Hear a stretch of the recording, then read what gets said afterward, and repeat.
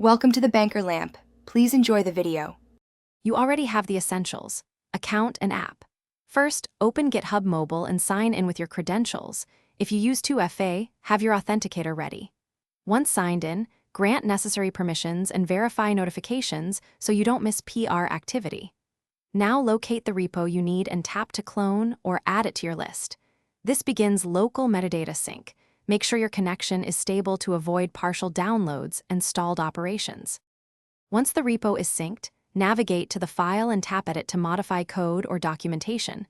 The mobile editor supports line edits and markdown preview so you can check formatting before saving. After changes, stage files and write a clear commit message that explains why, not what. Then select or create the branch for your work and push. Finally, open a pull request, add reviewers, and summarize the change. This keeps team context and speeds reviews. To finish, wait for CI status. Once checks are green, merge the pull request from the app and delete the feature branch if appropriate. Make sure to pull or sync your local view so your mobile copy reflects the merged main branch. If you encounter conflicts or failed checks, open the conflict editor in the app or note the files affected and switch to the desktop for complex resolutions. If the app misbehaves, re-authenticate, clear cache, or reinstall to restore proper sync.